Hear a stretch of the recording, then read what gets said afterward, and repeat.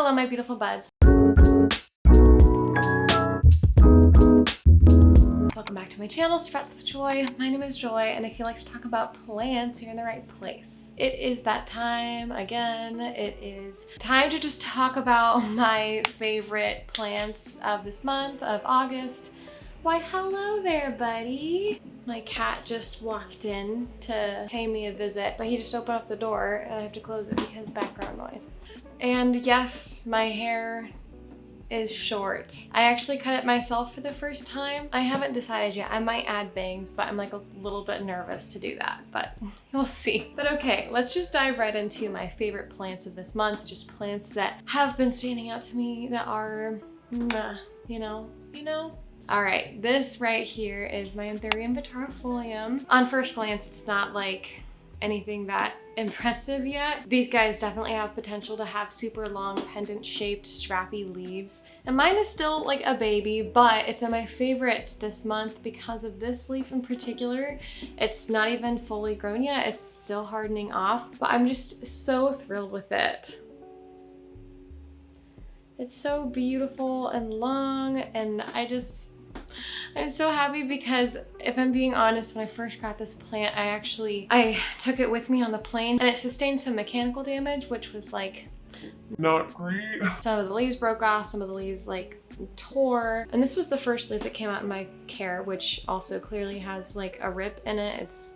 It was not great, but I was like, you know, hopefully it'll adapt to my environment and be okay. Sure enough, in the last week or so, this leaf has developed, and I'm just so grateful that this leaf is here. And I just kind of see it as a sign that this plant is moving in the right direction, that it likes my home. And soon enough, with enough time, this plant is going to have a lot more leaves like this and like even longer, because this is the Anthurium vitarifolium. Did I even say that? You know, they get these super long, strappy leaves that are like kind of like belt shaped. And I don't have like really any other plants in my collection that are like this. So I'm super excited about it. Okay. I love my cat, but he is sitting in my lap and he is just digging his claws right into my thighs, and it is not pleasant. The next plant on my favorites list is the Huernia zebrina, which is a type of succulent. I don't know like a ton about this plant, but I just happened to pick it up relatively recently. I actually think that it needs to get watered pretty soon here.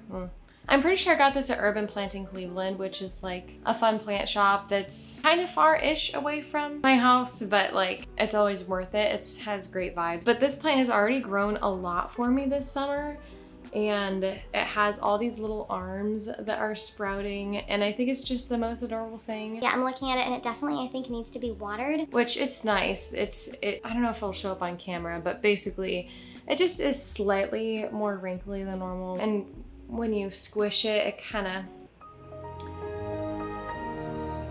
you know, I've already had to propagate this plant a bit because some of the arms have like fallen off. And so I was just like, oh, no. So I just stuck it in soil and it grew roots really easily. And I just kind of put it back in the pot, and yeah, it's really taking off. I just think it's cute. There's something really fun and unique and funky about it, because most of my plants, the vast majority of my plants, have foliage. They are leafy. I don't have very many cacti and succulents in my collection, so honestly, I love having something to switch things up. This is my Philodendron gigas, and I swear every time I show this plant on camera, like it has a new leaf, it has more growth.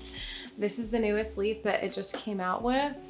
And look at that color. It's so beautiful. And it's already pregnant with like the next leaf, you guys. I don't know if you can really see that, but this plant is seriously taking off. Like this might be one of the plants that has just done the best in my collection, period. Compared from like where it came from, like where it started to now. And oh my gosh, dude, look at their roots on the bottom here. And there are roots in the pole. So I'm gonna probably have to like repot this soon and also add on another extension to this moss pool. That might honestly be my next video after this. But I need more, oh, there's a fungus gnat. I do need more sphagnum moss. I know that, I need to order more, but it's not really in my budget for this month to order sphagnum moss. We're trying to be better about our spending and like just, yeah. stay within budget. So I just have like another week or so to wait, and then I'll order some moss. And yeah, it'll be so good to extend this just because, I mean, obviously it's kind of beyond where the moss is at by this point. What are you doing? Child, what are you doing? Bruh. Bro, okay, that's fine. You're kind of being distracting. But yeah, I'm kind of concerned that the next leaf isn't going to be quite as big because there's no moss for the roots to grow into on this node. So I'm like, ugh, I better do that quick because this plant is a super quick grower. It's been in my IKEA greenhouse cabinet and it's honestly thriving in there. And I do dread the day that I might have to remove it from the cabinet because it's just been so happy. Maybe it'll be fine. I feel like plants, once they get more mature, tends to be more okay with lower humidity and, you know, because they're already well established. Maybe I'm making that up, but I feel like that makes sense in my brain. I mean, don't take my word for it. Like literally, like look at how these leaves have sized up. I can't get over it. So when I first got this plant, like the leaves were itty bitty, like down here. And then there's this leaf. And then after that was this leaf, which was like already just such a good size. And then this leaf, I was like, are you kidding me? And then this leaf, which like this one got like a little bit deformed. This is like the most recent hardened off leaf, which is also bigger. And then this leaf right here, oh my gosh. Look at the coloring. It's just beautiful and it's like still growing and everything. I can't get over it. This is such a good plant. And I'm obsessed with like the internodal spacing of it too, how close together it is. And I think it's really unique just the way that the leaves kind of droop down. They lay downward rather than like horizontally like a lot of other philodendron do. So I don't know, I'm just like really into this plant. And I definitely would recommend this to anyone, honestly. Philodendron gigas is such a good plant. And when you do get it, I mean, absolutely. Do you see how the leaves have sized up by, I mean, it's rooted so readily into the moss pole. Get this on a pole, at least in my experience. I haven't really tried growing it any other way, but like, look at this. This is evidence of it likes moss poles, okay? I feel like there are some philodendron that you can totally get away with having them just on a bamboo stake or like honestly having no real support either, but this is one that it kind of speaks for itself. I feel like it really likes having this support. The next plant of my favorites is this Hoya elliptica. I'll give you a moment to look at it. Oh my goodness, it's so cool. It's a neat plant. When I first got this plant, it was not doing so well. I feel like I had to do a lot of rehabbing with it. I had to give it a lot of attention. You know, it just like wasn't really growing. It wasn't taking off. It was losing some leaves. I was getting paranoid. The roots weren't that great. Once it kind of acclimated to my home, I actually had it in my prop box for the first few months that I had it just to give it some high humidity because this plant was shipped to me over the winter time. And I feel like it just took a while to recover. But I have since repotted it into a terracotta pot with like a really nice soil mix. I think it's in De La tanks actually. And it's in a south-facing window with most of my other Hoya. And it wasn't doing anything. It wasn't doing much for a while. But a couple weeks ago, I picked it up to water and I was like, oh, like these are new leaves and they look really nice. Look at that. Because some of the older leaves, you know, they're a little bit kind of faded, if that makes sense. Like they're not quite as marked. And then it gave me like a leaf like this while it was in my care that like it doesn't have any of those really cool striking markings and it's kind of flimsy and small, but like this leaf right here, look at that. Oh my goodness. And even this leaf too is a new one that just came out recently. It has like some blemishes, but at least, you know, the markings on it are actually standing out, and you know, the venation, I guess, is what people typically call it. Like it's actually doing what it's supposed to be doing. And I'm just so pleased because initially it was not doing so hot, but now as of this month, in August specifically, it has started growing the way that it's supposed to grow and it's starting to fill out a little bit and look really nice. So I'm really excited about Hoya elliptica and kind of the potential that it has, kind of similar to the Anthurium vitarifolium. Like when you look at it, it's not that impressive objectively speaking, but when you take into account the history of the plant and where it has been in the past and just looking at the newest leaves that it's spitting out, it's just, you see the potential and you envision it and it just gets you excited. So that's where I'm at. I'm just feeling really excited about where this plant is going and you know, I just, oh my goodness. I talked about this plant a lot in my last video, but this is my stromanthe triostar. And I'm pretty sure, I don't know if this was in my struggling plants video or not, that I made like, I don't know, 8 months ago or something. But this plant has been struggling just historically, just honestly the last year that I've had it, it's just been on a struggle bus. It had spider mites, it had root rot, it was just losing leaves left and right. I eventually repotted it into this kind of bigger ceramic pot because I think part of the problem was I let it get root bound and it just kind of stayed root bound for so long. That stunted its growth. It got unhappy. Then I got spider mites and then yeah, it just had a lot of issues. And then it got root rot because it was like sitting in water in a cash po and it was a mess, okay? And I made a lot of mistakes, but also it just wasn't happy. Like it wasn't thriving no matter what I did. I had it in like some decent circumstances, but I did, you know, I took the step to repot it in this, which I think was the first good step forward, but then it was like infested with fungus gnats, which is a whole other story. And it was just, yeah, I would look at this plant and I would not be happy with it because it had all of these issues. It was kind of a problem child. But now, today, just look at it. It's so full and gorgeous. There's a lot of new leaves just coming out. And it's in a place where I am actually just so happy with it. I mean, not all of the leaves are perfect by any means. I mean, some leaves are perfect. Like, look at that. Oh, gorgeous. But then, you know, for every perfect leaf, you've got leaves that have some history. They have some crispy tips. They have some spider mite damage. So like, not all of them are perfect.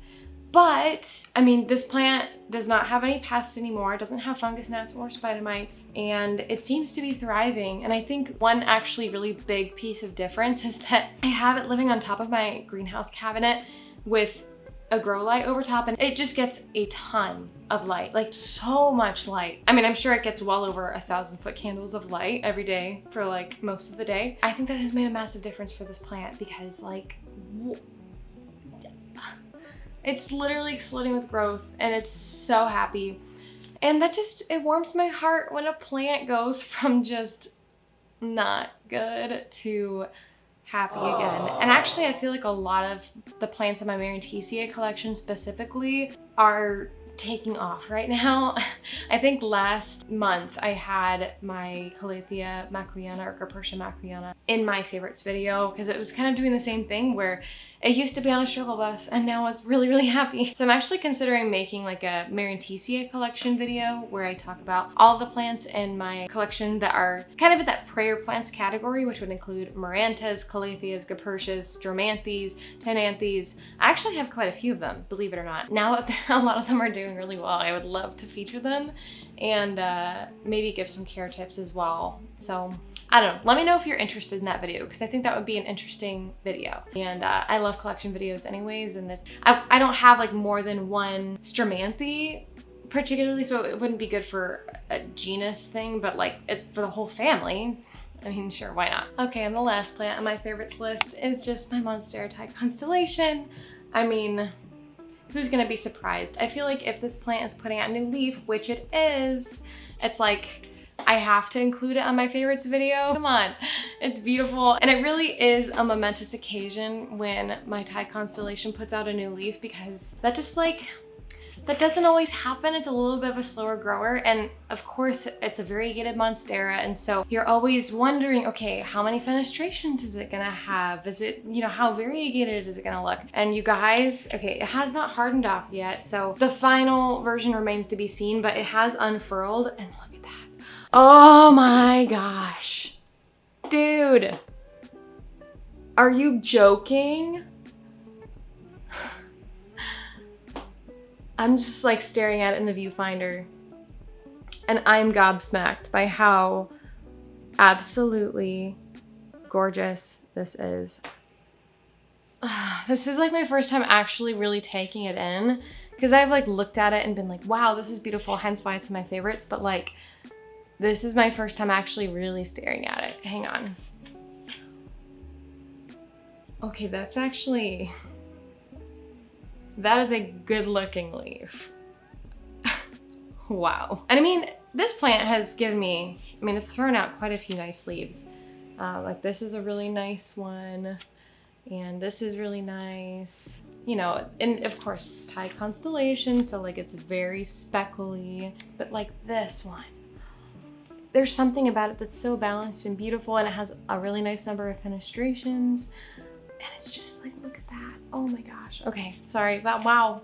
That's all I really have to say, honestly. It's just, my Thai constellation has a new leaf, and it's very exciting. I did repot this recently in another video because it was actually super root bound. Now it has a new leaf, and I'm like, well, I think that solved the problem. Maybe answer the question as to like why it kind of stalled in its growth for a few months there. But I'm hoping we are on the road to having more leaves, more and more leaves, and maybe it won't grow as slowly now that it has more room for its roots. Wow, we were actually able to knock those out relatively quickly, so that's good. Good job. High five me for being concise. So anyways, I hope that you guys enjoyed this video. Please do let me know in the comments down below what your favorite plants are for August,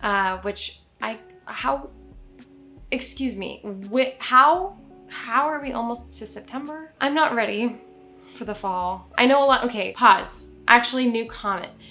Let me know if you are like really excited for the fall or if you're kind of low-key dreading the fall, because I kind of been dreading the fall because I'm just not ready for it to be cold. I'm just not. I grew up in Florida where there are no seasons, and I do love the seasons. I really appreciate them, and fall is beautiful. But like a lot of people around me are really gearing up for fall, and they're super excited about all of the autumnal activities and such, and I just can't really relate. I feel like I haven't really made the most of my summer, and I've had all that pressure, but yeah, I don't know. Let me know, I guess one of two things. What's your favorite plant for August? And are you ready for fall, or are you like me and you're just like, I'm not, I like the summer. Can we stay here, please? But anyway, I hope that you guys have a wonderful and blessed day. Bye-bye.